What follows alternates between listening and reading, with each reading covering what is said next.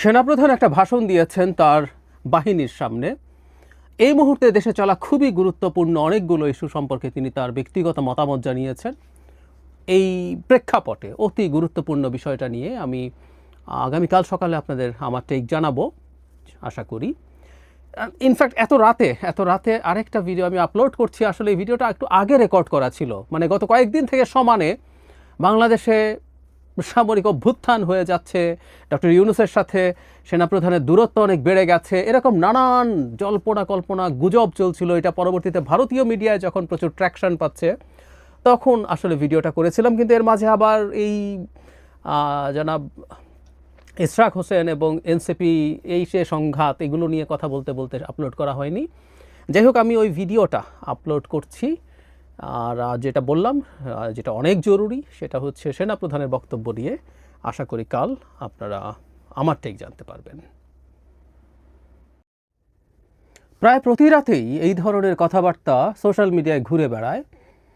বাংলাদেশে কি একটা সামরিক অভ্যুত্থান হতে যাচ্ছে, বা সেনাবাহিনীর ভেতরে কি খুব খারাপ কিছু ঘটতে যাচ্ছে? ডক্টর ইউনূসের সাথে সেনাপ্রধানের সম্পর্ক কি একেবারে তলানিতে চলে এসছে? মানে এটা শুধু গুজবের পর্যায়ে থাকলেও মনে হয় খুব সমস্যা ছিল না। এই ধরনের গুজব এই ধরনের ভোলেটাইল পরিস্থিতিতে হয়তো খুব অস্বাভাবিকও না।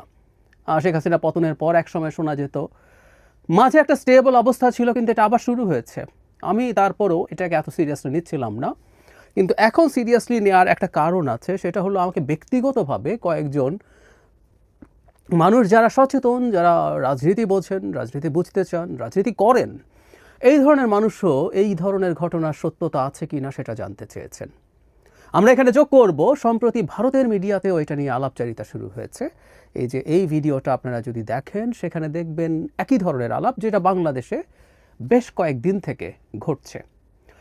সামাজিক মাধ্যমে খুবই প্রভাবশালী কয়েকজন মানুষ এই আলোচনাগুলো মানুষের সামনে আনছেন, এবং তাদের কথা একটা খুব বড় অংশের মানুষ, তাদের ভিউয়ারদের মধ্যে সবাই না হলেও একটা বড় অংশ বিশ্বাসও করেন।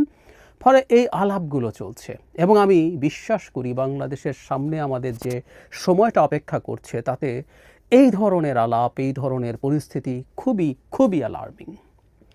ধরুন ভারতের ভিডিওটাতে যেটা বলা হয়েছে, আমি কন্টেন্টটুকু একটু বলি। আমরা বিশ্বাস অবিশ্বাস পরে, কিন্তু আমি বারবার বলছি প্রোপাগ্যান্ডারও একটা শক্তি আছে, এবং সেটা সমাজে মারাত্মক ধরনের অ্যানার্কি তৈরি করতে পারে।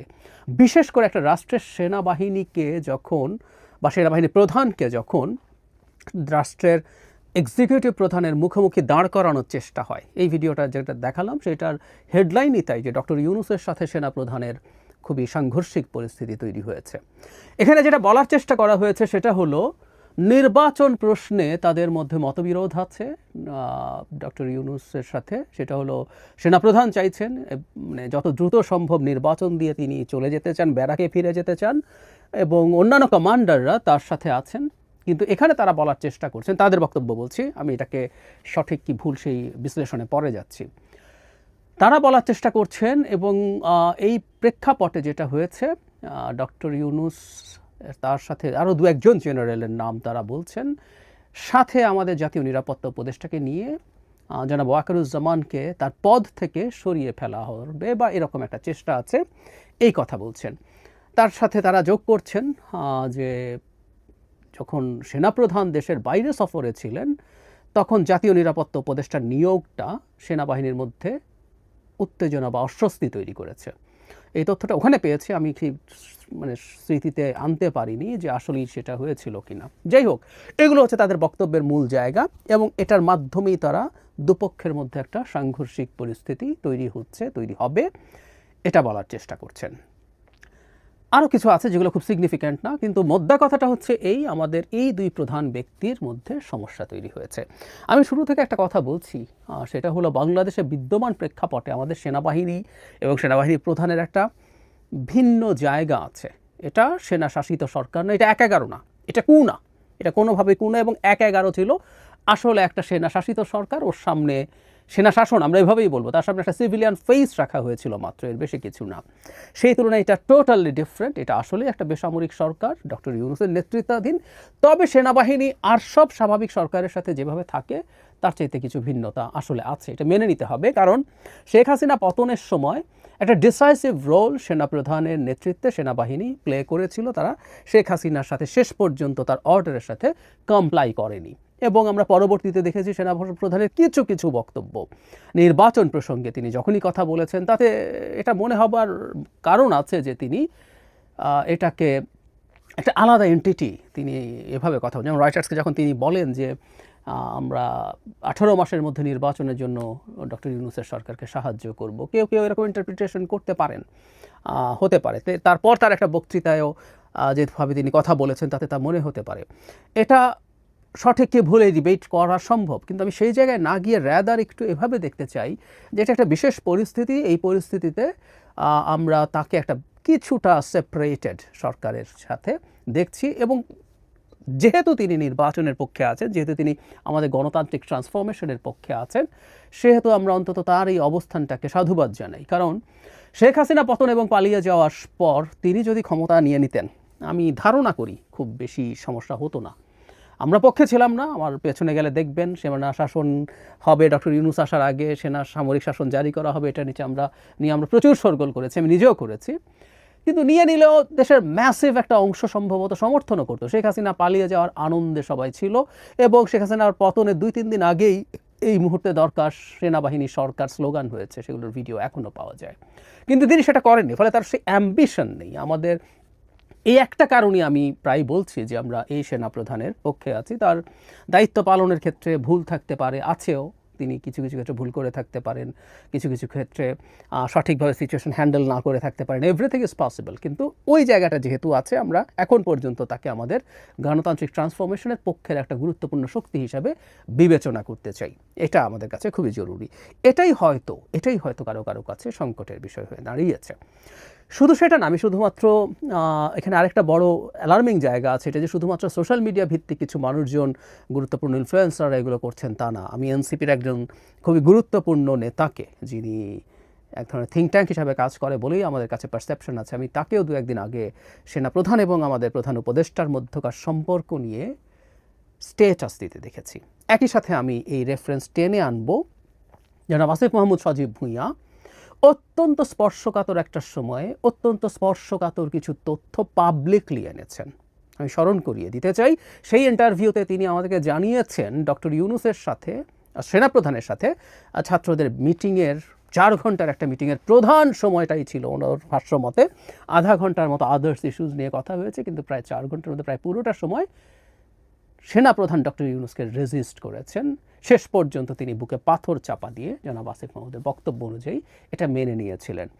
এবং জনাব আসিফ মাহমুদ এই বক্তব্য পরবর্তীতে খুবই গুরুত্বপূর্ণ একজন ইনফ্লুয়েন্সারের সাথে অ্যালাইন্ড হয়ে করেছেন বলে তিনি নিজেই ক্লেইম করেছেন, তার বক্তব্যেই তাই ছিল। সো আমরা সব কিছু যদি একত্রে দেখার চেষ্টা করি যে এই যে প্রধান উপদেষ্টার সাথে আমাদের সেনা প্রধানের এক ধরনের সমস্যা বা দূরত্ব তৈরির চেষ্টা আছে সম্ভবত, কিন্তু নির্বাচনের প্রসঙ্গে আমি রেদার মনে করি দুজন খুবই অ্যালাইন্ড। এখনও আমাদের প্রধান উপদেষ্টার যে কমিটমেন্ট আছে, সর্বশেষ তিনি ইকোনমিস্টকেও একই কথা বলেছেন যেটা তিনি সবসময় বলেন, ডিসেম্বরের মধ্যেই নির্বাচন হতে পারে, না হয় এটা জুনের পর কোনোভাবেই যাবে না। উনি একদম ক্লিয়ার করেছেন এটা। তাই যদি হয়ে থাকে, বিশেষ করে ডিসেম্বরে নির্বাচন বা ফেব্রুয়ারির মধ্যে নির্বাচন হলেও সেটা ওই 18 মাস সময়সীমার মধ্যে পড়ে, যেটা সেনাপ্রধান বলেছেন। সুতরাং তাদের মধ্যে নির্বাচনের প্রশ্নে আমি খুব বেশি রং অ্যালাইনমেন্টের কিছু দেখি না। এটা হয়েছে, কিন্তু যেটা হয় এর মধ্যে আরও কেউ কেউ কোনো না কোনো ধরনের চেষ্টা বা কাজ করার চেষ্টা করতে পারেন, কিন্তু আমি এই 2 ব্যক্তির আসলে সম্পর্কটা ঠিকঠাক থাকা আমাদের ভবিষ্যতের স্বার্থে জরুরি বলে মনে করি। এটাও সত্য, আমরা একটা সময় এই 2 জনকে খুবই নিয়মিত বসতে দেখতাম, ইদানিং খুব বেশি বসতে দেখা যায় না। যদিও গতকাল তারা একটা দ্বিপাক্ষিকভাবে না, গতকাল তারা একটা কমন মিটিংয়ে বসেছেন আইন শৃঙ্খলা নিয়ে, যেখানে 3 বাহিনী প্রধান ছিলেন, পুলিশ তো ছিলই, স্বরাষ্ট্র মন্ত্রণালয় সহ। কিন্তু আমরা আগে যে পরিস্থিতি ছিল সেই পরিস্থিতিটা এখন তুলনামূলকভাবে কম দেখা যায় বলে মনে হয়। পাল্টা কথা হতে পারে, যেহেতু এখন বেসামরিক প্রশাসনের নিয়ন্ত্রণ আরও ভালোর দিকে গেছে, সামরিক বাহিনীর ইনভলভমেন্ট বা এই চেষ্টা বা যতটা ব্রিফিংয়ের আগে দরকার ছিল প্রধান উপদেষ্টার কাছে, সেটা এখন হয়তো অত প্রয়োজন নেই, সেটাও হতে পারে। হোয়াট এভার ইট ইজ, আরও অনেকগুলো স্ট্র্যাটেজিক ইস্যু সামনে আছে। মিয়ানমারকে করিডোর দেওয়ার প্রশ্ন, সেই করিডোর দেওয়ার প্রশ্ন নিয়েও সেনাবাহিনীর মতামত আমরা জানি না, কিন্তু এটা নিয়ে নানান রকম গুজব ছড়িয়ে বেড়াচ্ছে চারদিকে চারপাশে। এবং সরকারের, বেসামরিক সরকারের উপদেষ্টা পরিষদের দিক থেকে যা বলা হচ্ছে, সেনাবাহিনী আসলে এই ব্যাপারে কী ভাবছে এটা আমাদের জানার কথা না, কিন্তু নানান রকম তথ্য আমাদের সামনে আসছে। বিদ্যমান প্রেক্ষাপটে আমি মনে করি, যেহেতু আমি এসব নিয়ে এই ধরনের গুজব নিয়ে কথা বলি না, কিন্তু যেহেতু আমি বলেছি শুরুর দিকেই যে বাস্তবেই আমাকে কয়েকজন জিজ্ঞেস করেছেন যারা পলিটিক্যালি কনসাস, পলিটিক্স বোঝেন, পলিটিক্স করেন, এরকম কেউ কেউ যথেষ্ট শিক্ষিত মানুষ, তারা মাঝে মাঝে রাতে হঠাৎ করে ওখানে এটা হচ্ছে ওটা হচ্ছে একটা ছবি দিয়ে বলছে ওখানে ওই হচ্ছে সেই হচ্ছে, এগুলো ছড়িয়ে বেড়াচ্ছে। আমি নিজেও কেউ কেউ শেয়ারও করেছে এ ধরনের কিছু দিয়ে। সো চলছে এগুলো সমাজের বা আমাদের রাষ্ট্রের নিরাপত্তা, আমাদের ভবিষ্যতের যে পথরেখা আছে আমাদের গণতান্ত্রিক ট্রান্সফরমেশনের, তার জন্য সত্যিকার অর্থেই খুবই ঝুঁকি তৈরি করে বলে আমি মনে করি। এই প্রেক্ষাপটে খুবই উচিত হবে আমাদের প্রধান উপদেষ্টা এবং আমাদের সেনাপ্রধান তাদের মধ্যকার যে দূরত্ব যদি থেকে থাকে, খানিকটা আমি জানি না, দ্বিমত যদি থেকে থাকে, দ্বিমত থাকবেই, কিন্তু সেটা যাতে খুবই খারাপ পর্যায়ে না যায়, অন্তত যদি এটা মিথ্যাও হয়ে থাকে, তাদের দুজনের কিছু কাজ করা দরকার যেটার মাধ্যমে জনগণের সামনে তারা এই বার্তা দিতে পারেন যে তাদের সম্পর্কে যে কথা প্রচলিত আছে, প্রচলিত হচ্ছে, ছড়ানো হচ্ছে, এটা ভুল। আমি আবারও বলি, হতে পারে তাদের মধ্যে কোনো দূরত্ব তৈরি হতে পারে এবং সেটা খারাপ পর্যায়ে গিয়ে থাকতে পারে, সেটা হলেও উচিত হবে তাদের দিক থেকে এই জিনিসগুলো মিটমাট হয়ে যাওয়া এবং সেটা জনগণের সামনে প্রকাশিত হওয়া। আর যদি সেটা না হয়, যদি জাস্ট গুজব হয়, আমরা জানি যে এখানে যেহেতু দুটো পাওয়ার সেন্টার আছে যারা মাঝখানে খেলতে চায় ডক্টর ইউনূস সেনাপ্রধানের মধ্যে, যাতে তাদের কিছু ভেস্টেড ইন্টারেস্ট তারা ফুলফিল করতে পারে, সেরকম যারা খেলতে চায় তাদেরও উদ্দেশ্য থাকতে পারে যে সম্পর্কে সমস্যা নেই, কিন্তু তারা এটাকে স্প্রেড করছেন, এবং যেহেতু এই স্প্রেড করার টুল তাদের হাতে যথেষ্ট আছে, সেই ক্ষেত্রেও এই দুজনের উচিত হবে তারা তাদের সলিডারিটি আছে, তাদের আন্ডারস্ট্যান্ডিং ইজ ওকে, ইনট্যাক্ট, এটা জনগণের সামনে দেখানো এটা খুবই জরুরি বলে আমি মনে করি। না হয় গুজব যেভাবে ছড়াচ্ছে এটা আমাদের জন্য ঝুঁকির পরিস্থিতি তৈরি করবে। আর এইখানে যেটা হয়, এই পরিস্থিতিতে ভারতও খুবই আনন্দের সাথে মাঠে নেমে গেছে, এটা আর কন্টিনিউ করবে যদি আমাদের দিক থেকে এই জিনিসগুলোর মোটা দাগে